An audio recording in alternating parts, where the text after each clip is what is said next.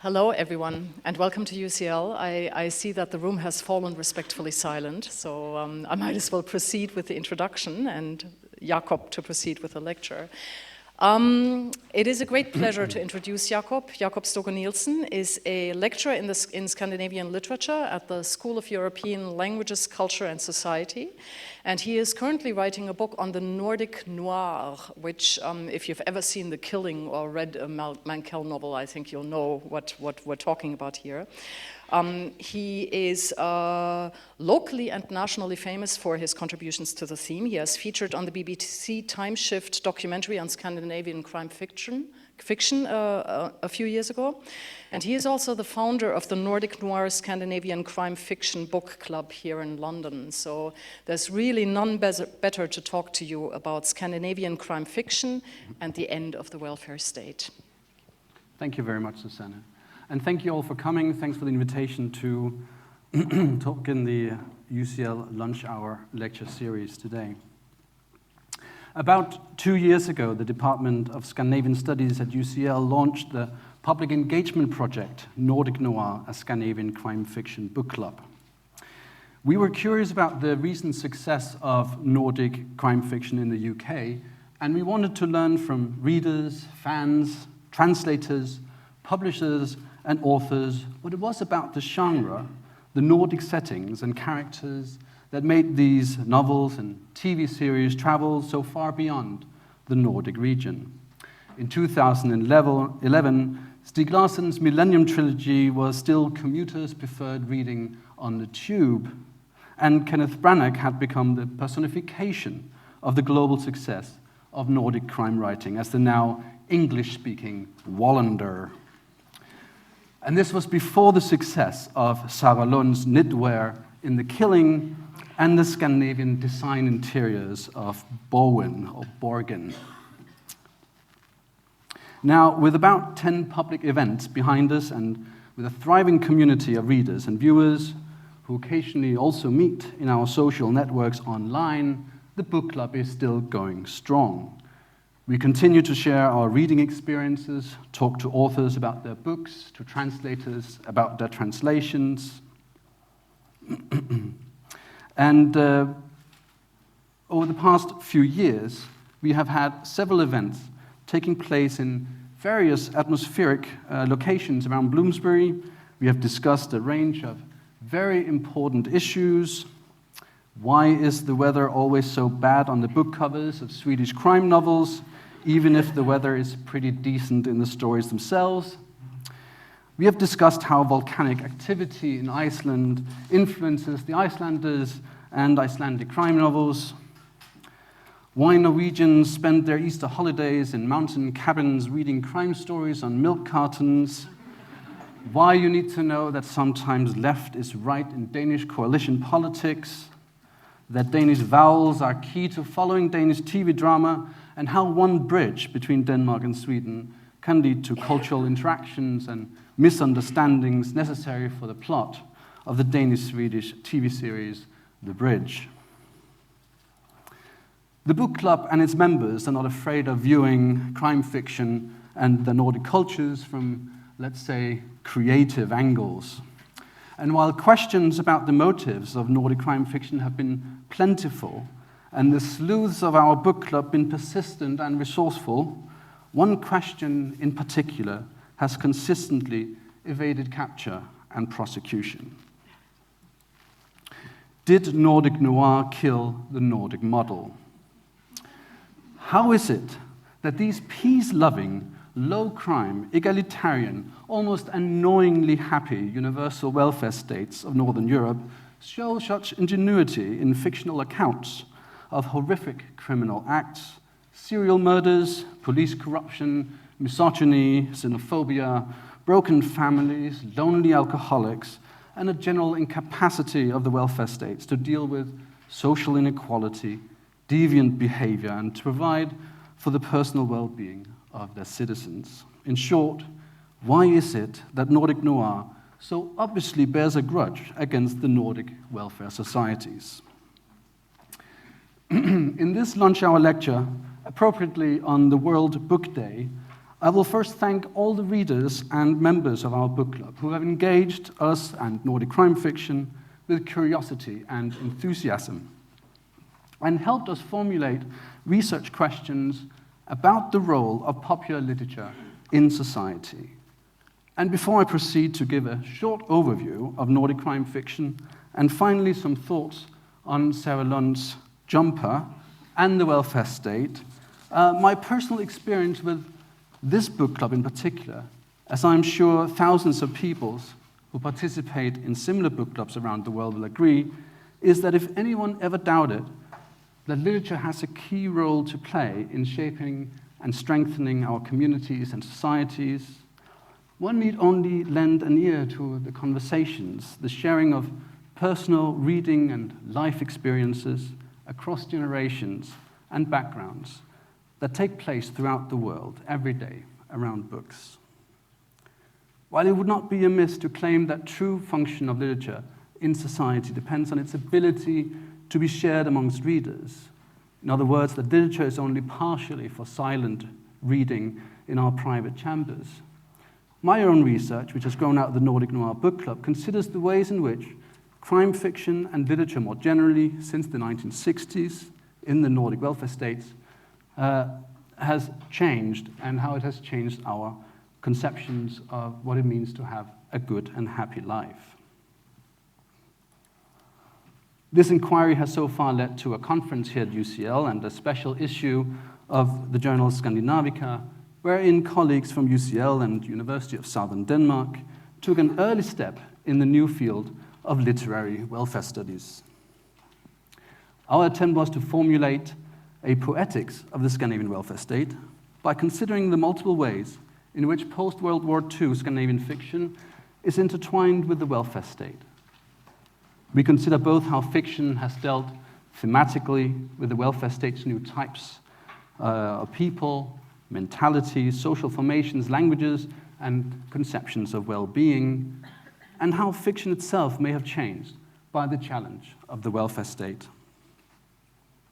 Although it is too early to draw any conclusions from this ongoing work, it is interesting to see how deep the gulf appears to be between perceptions of welfare and well-being amongst the citizens of the Nordic countries and the stories that are being told about life in the welfare state.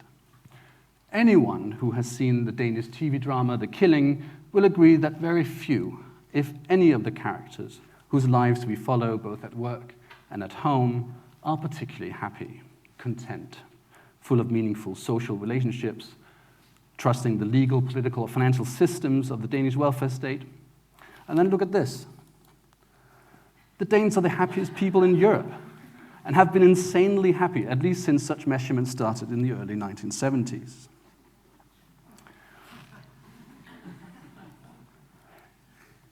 People have quite rightly been surprised by this, and when it was reported on the American TV show 60 Minutes back in 2008, the segment wondered how it can be that such a gloomy country, the home of miserable Hamlet, where people live on herring, beer, and cigarettes, could possibly be the happiest. Surely it would make one happier to live in, say, Italy, where at least the weather and the food is better. Or in a country where you didn't have to pay 50% of your income in taxes. Nevertheless, when asked, 71% of Danes reply that they are very satisfied with life in this universal welfare state. Other Nordic countries are, of course, not far behind. No wonder David Cameron, who in 2010 initiated a project to assess the well-being of British citizens, and recently Ed Miliband, have taken turns visiting their Scandinavian neighbors to learn more about how the state can make its citizens happy. Obviously, with a much larger significance was the Duchess of Cornwall's visit to the set of The Killing in 2012, where she was presented with a cardigan of the trademark pullover worn by Sofia Gråbøl. Crime fiction and welfare are intertwined in interesting ways. They're both national and regional brands. One sells happiness, the other gloom. Where the welfare state guarantees individual freedoms, we find crime stories of constraint. Where the state provides for the children and the elderly, we read stories about the failure of the state to empathize and care. Where the state provides the framework for well-functioning communities and families, crime stories overflow with lonely and excluded characters on both sides of the law. Where Nordic welfare societies have a high level of gender equality, we find narratives of deeply rooted inequalities and violence against women. Even the material well-being provided by the welfare state leads to stories of rampant individualism, overconsumption, and a loss of morals. In other words, while the Nordic welfare state or welfare societies are upheld as ideals, however utopian, the stories that have been told, at least since the 1960s, are prominently dystopian. While many of you surely know your Nordic crime fiction history backwards and forwards, I will, however, attempt to give a very short history of the genre and mention some of its by now canonical works, in case one or two of you still have the luxury of being unacquainted with Nordic Noir beyond Stougaard-Nielsen and The Killing. While crime fiction in Nordic countries has a long history going back to at least the first part of the 19th century, it is in the period since the Second World War that Nordic crime fiction has contributed a particular accent and a growing number of globally successful authors to a predominantly Anglo-American genre. Nordic crime fiction since the Second World War is indebted to the golden age of British crime writers in the 20s and 30s, the writers such as Dorothy L. Sayers and Agatha Christie, and shares many traits with the American hard-boiled private detective stories of Raymond Chandler and the police procedurals of Ed McBain. But with my Sjöwall and Per Wahlöö's 10-volume series about Martin Beck, collectively known as Report of a Crime, and the new wave of crime writing in the 1990s, Nordic crime fiction was to add the various subgenres of crime fiction, an emphasis on social realism and criticism, gloomy Nordic locations, and the trademark morose detective.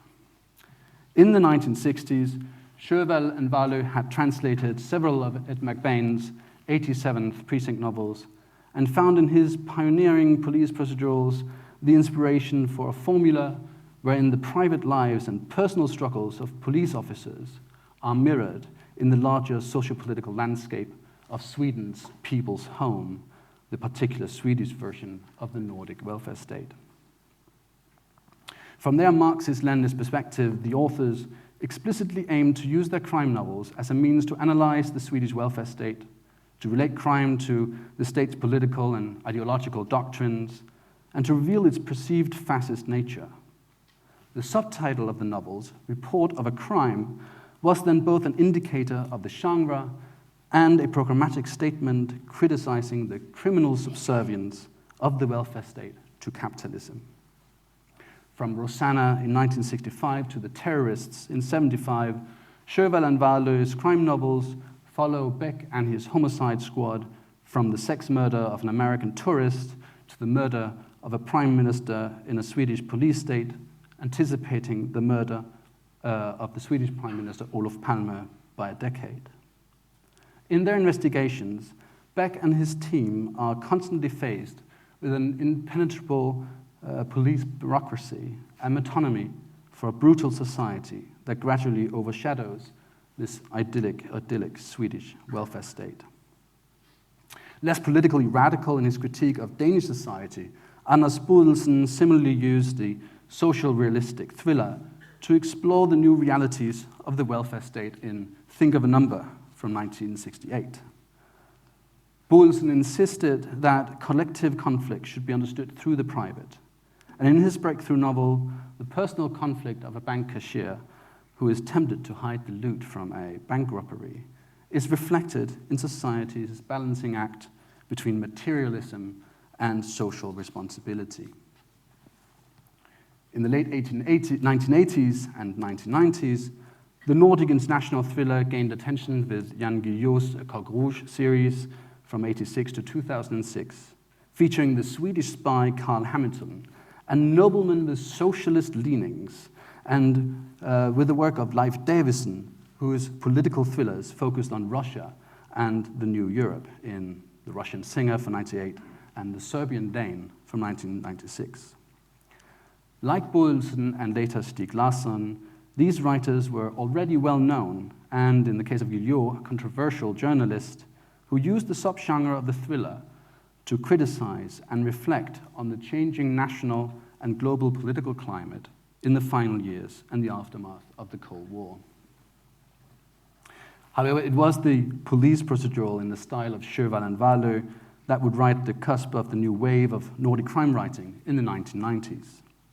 Continuing in the footsteps of Martin Beck, Henning Mankell's Inspector Kurt Wallander, Åke Edvardsson's Chief Inspector Erik Winter, Arnaldur Indridason's Detective Erlendur, and Håkon Nesse's Chief Inspector Van Veteren have become synonymous with the Nordic police procedural's male anti-hero investigator.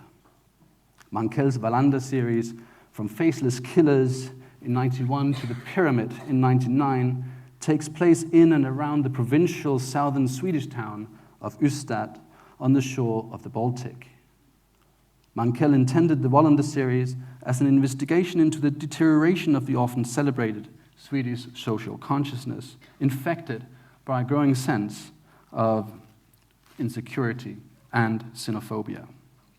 While set in a provincial borderland, Mankell's crime fiction is global in scope, confronting the attitudes of a provincial Swedish microcosm towards border-crossing phenomena such as immigration, organ trafficking in the developing world, human trafficking in Sidetracked from 95, Swedish mercenaries in the Congo and The Fifth Woman from 96, and an international conspiracy to destroy the financial system to right the wrongs of a worldwide economic inequality in Firewall from 98. Rather than focusing solely on crimes and their investigations, Mankell's texts devote much attention to Wallander's thought processes, his poor habits, ailing body, and deteriorating relationships. With his psychological and bodily wounds, Wallander throughout the series becomes a complex reflector of a society unable to commit ethically and with solidarity to the challenges of a globalized world. Less explicitly critical of contemporary society and less interested in international affairs than Mankell's is Nesse's Van Veteren series from 1993 to 2003. As the setting in a fictitious country suggests. However, a recurrent theme that Nesse's crime fiction shares with several other Nordic crime novels is the abuse of women by men, most explicitly in Woman with Birthmark from 1996.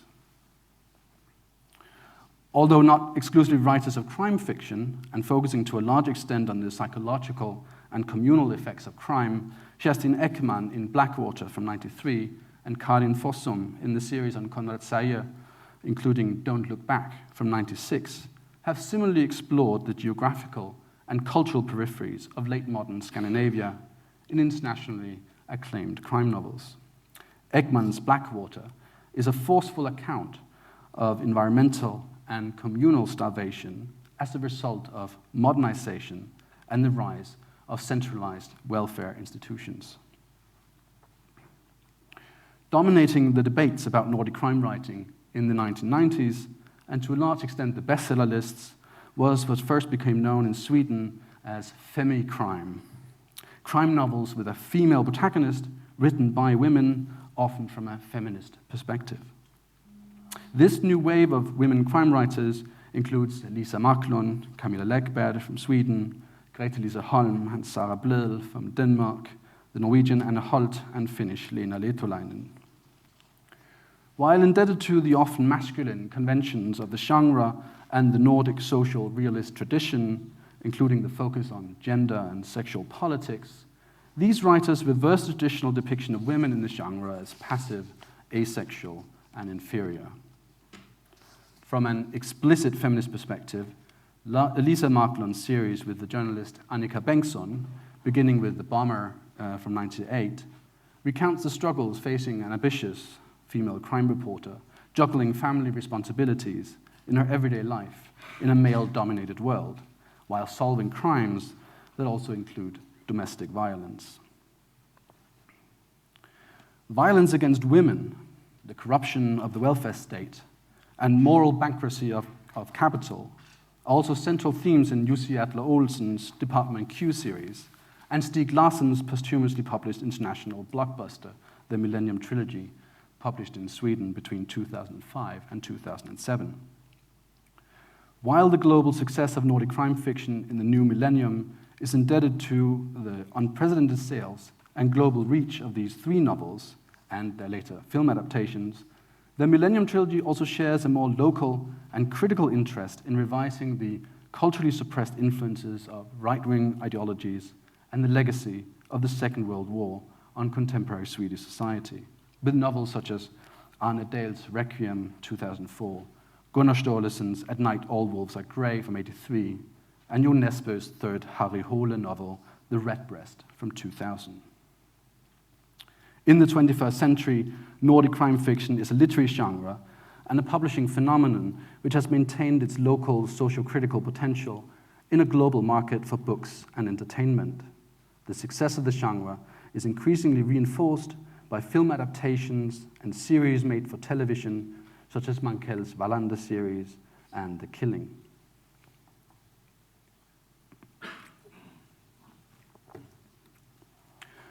Nordic noir or Nordic crime fiction could be labeled welfare crime.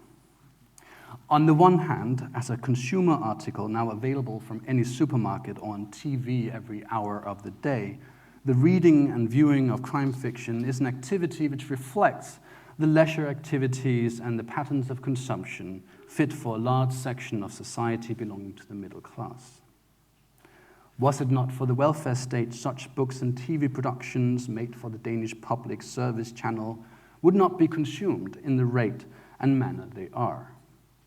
They would probably not be written or produced either, as most of the authors had other, mostly white-collar occupations before turning to crime. It appears that the most frequent and prior occupation for crime writers is journalism. But there's also a growing trend of law enforcement personnel turning to fictional crime.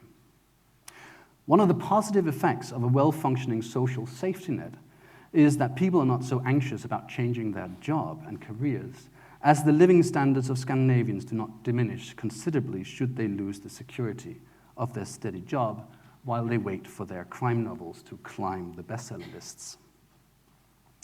While welfare crime fiction is sustained by the material circumstances of the welfare state, it is, on the other hand, a genre which deals thematically and critically with the daily exploits and anxieties of the larger middle class and the limitations of the social and communal framework of state institutions.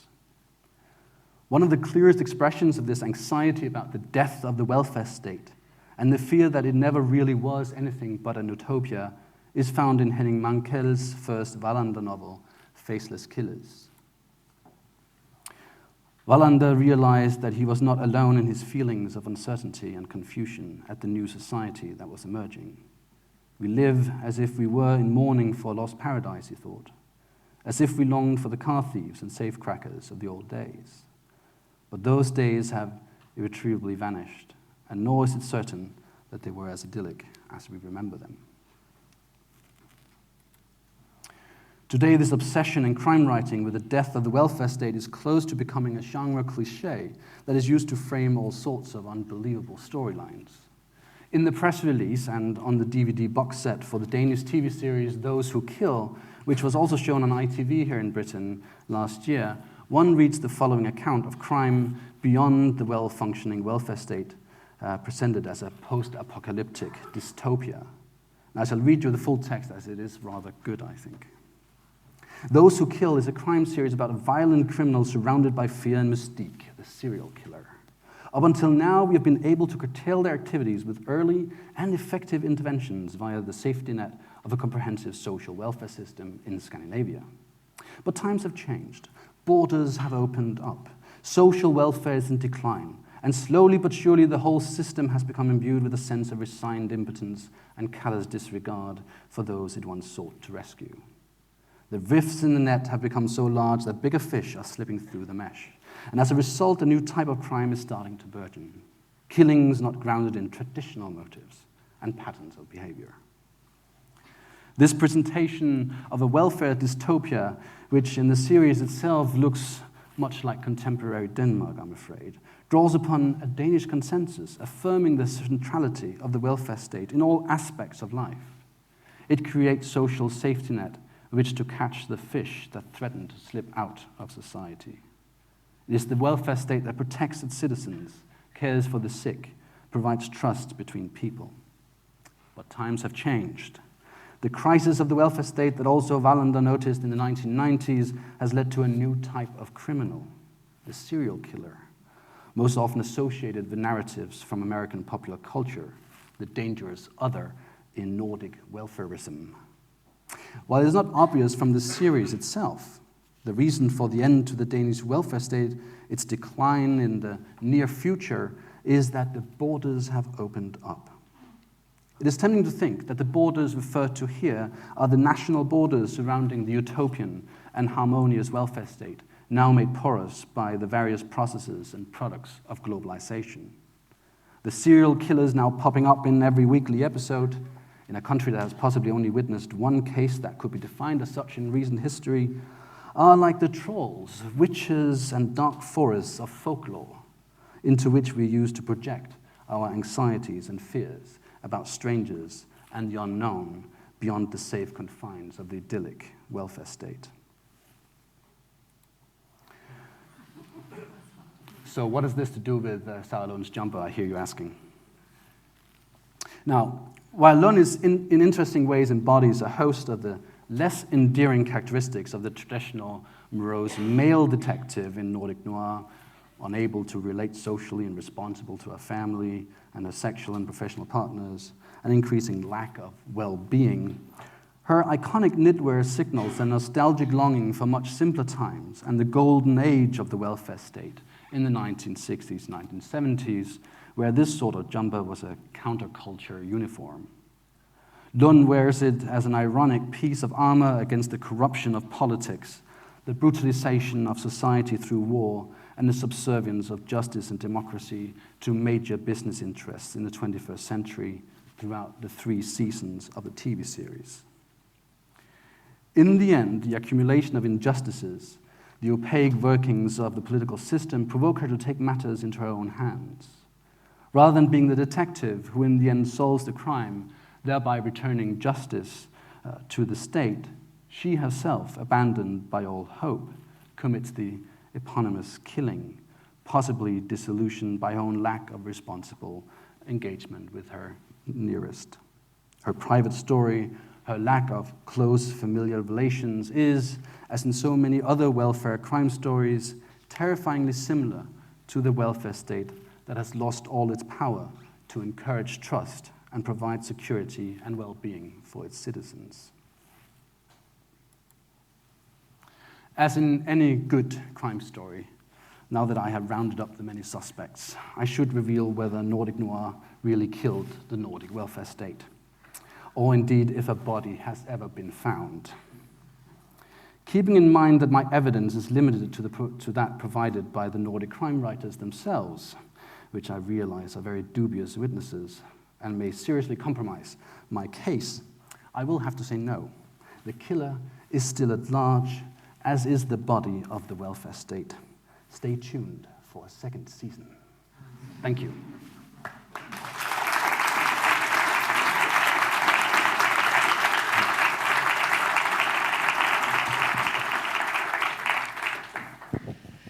Thank you, Jakob. Jakob, with his usual poise and discipline, has left us 10 whole minutes for questions. So may I invite questions?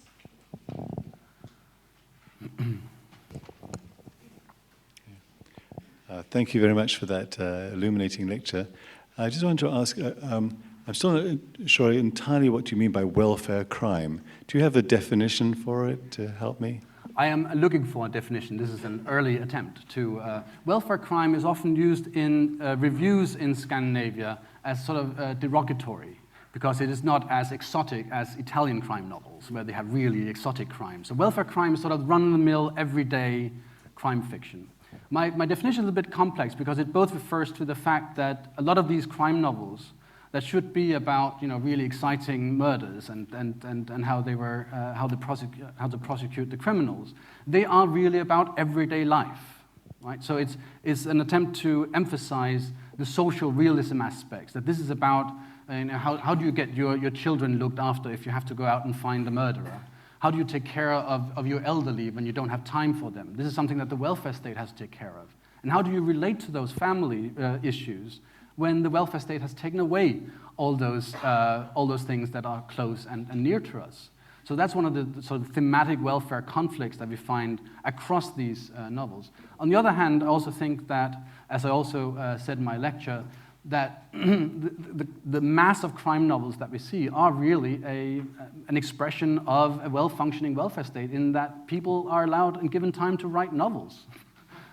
I mean, it is often overlooked, but I mean, one of the early formulations of what the welfare state was all about is, well, people should feel safe and secure enough to do whatever they want.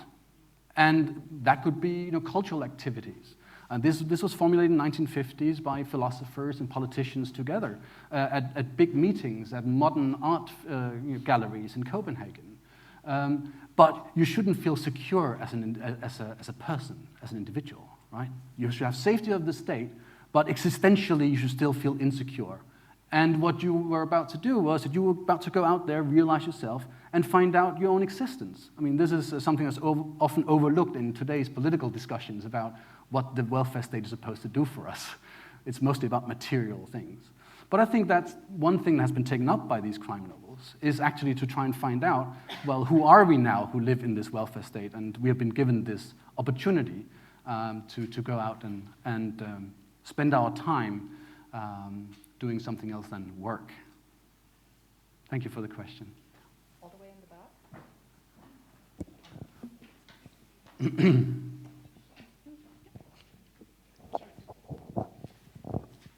Thank you.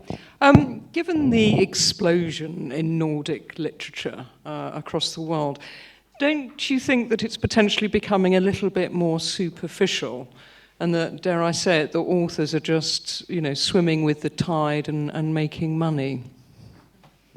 Absolutely, I hope they do, because I mean, being an author is not an easy living. I mean, if you want to make money writing books. I mean, I think we're pretty safe to say that most of the novels being published still today are sort of the back catalogue of good Nordic Noir crime. I mean, most of the novels that are being published today were published 5, 6, 10, 15 years ago in Scandinavia. So there's still a lot of a back catalogue to get through. Some of it is, of course, of varying quality, depending on what you need as a reader. Some of these crime novels are, of course, written for pure entertainment, while others have something they want to tell us about, something that is their own life experience. I mean, I talked about these journalists writing. They often write sort of very programmatic stories about things that they could have written in a newspaper article. And one could say, I would rather read a newspaper article than a whole novel about this issue. Or we have former prosecutors, policemen, who write about their experiences in a sort of fictional account. I mean, that's interesting to read about in an exciting book. It depends on what you are looking for as a reader, I think. And I think Nordic Noir, as any popular genre, gives the possibility for one to find a variety of stories for different situations.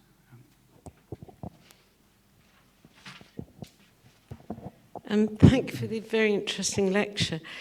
It gave me something to think about that I hadn't thought about before, that the shadows which produce crime writing are something to do with the closing of culture, the closing of libraries, the closing of archaeological departments. And I mean, I know that my son's doing archaeology and nobody can get a job in it, and libraries and museums. But the question I was going to ask before you put that in my head was, do you think there'll be more crime writing about hospitals now we know about East Staffordshire? And now that, dare I say it, that Malcolm Grant okayed Sir Nicholas to stay on as a commissioner who was in charge of Staffordshire? And do you think that climate in the Nordic countries has something to do with the amazing crime writing stories?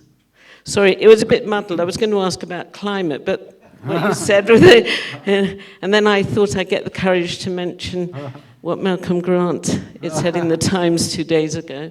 I'll probably get expelled now. Thank you. Very interesting question. Well, I think basically crime writing, as all storytelling, has always been, in folklore, and I mentioned folklore and mythology. I mean, there have always been stories that have attempted to help us negotiate, communicate about, face things that we do not understand. Times of change, transformations in our lives, our uncertainties and insecurities. And these are shared by people all over the world and are fairly common to all of us. And changing structures in society, such as certain jobs that become superfluous or people who get fired. All these things are fantastic engines for writing good crime stories about them, because we can share these stories. And crime fiction, as I see it, is a vehicle for sharing stories about our existence, our daily lives, and our well-being. I will hope that some stories come out about closing down hospitals. I mean, that seems a perfectly good story to me to start with. And libraries, lots of crime fiction set in libraries that are, terrifying. So I can't see why not. I mean, I think that's the whole purpose of popular fiction, to be shared about our anxieties. Yes. I very much enjoyed your talk, Jonas. Thank you. I recently read a very amusing, light-hearted story called The 100-Year-Old Man Who Stepped Out of a Window and Disappeared, Jonas Johansson. Definitely not Nordic Noir, but sort of connected to the genre. And about someone, a very old person, who decides to escape, as it were, one of the provisions of the welfare state and have a lot of fun. It's a bit of a road story. I can imagine it being made into a road movie. Uh-huh. Do you have any comment about the development of that sort of genre linked to the welfare state in the Nordic countries? Excuse me, of that novel particularly, or? Yes, not that particular novel, but that was perhaps representative of maybe a strand that has emerged. Yeah, I do take that I make crime writing in Scandinavia sound like the only writing that deals with the themes of welfare and well-being. And if you take a chance to look at our Scandinavian issue, you will see that there is no crime writing in there. I mean, there are stories parallel to the ones that you mentioned, Per Pettersson out stealing horses, for example. I mean, these are stories about people who negotiate their own identity in relationship to senses of community. So can I perform my identity within this community? What happens if I put myself outside? Can I do without others? And that is a real tension in Scandinavian fiction, I think, between the individual and society. And it's negotiated in so many different levels. We also have almost a whole subgenre of sort of pensioners' novels these days, or people in institutions coming out. So the whole genres of nursing homes, for example, nursing home novels. And I mean, some of them are written by incredibly prolific and interesting authors who have had experiences with either parents or others in that kind of welfare system, and are wondering, where is our humanity? How can I put that into writing my experience? How can I share that experience in interesting ways? And I do feel that fiction, by and large, asks different questions than we usually get if we have a welfare society hearing in the chambers of government. We do ask different questions, and we get different kinds of answers than the sorting out politics and procedures that we usually get. And much more should be written about and read of these particular novels. Thanks for the question, that's a good one.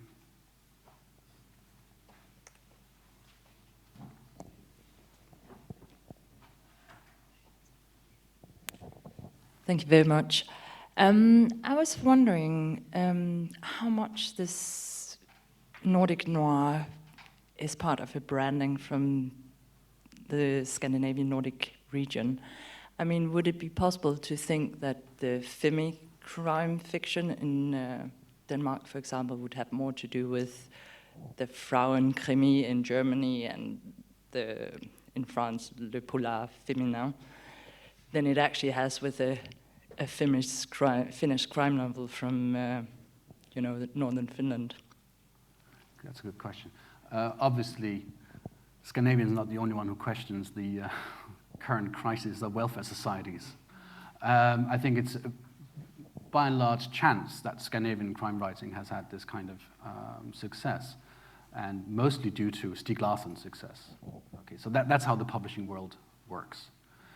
What I do think we see is that more and more publishers in Britain are being interested in finding out, well, maybe there's a Stougaard-Nielsen who doesn't speak Swedish but speaks a different language or wrote in a different language.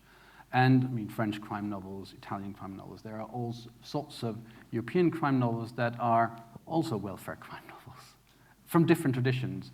And crime writers are probably the writers that meet other writers more often than any other writer. They travel to all these festivals, they spend time talking to readers from all sorts of nations and their colleagues, and it's an absolutely vibrant transnational community of writers and readers. And so no doubt this is not only a Nordic phenomenon, and lots of these tendencies can be seen parallel in other countries.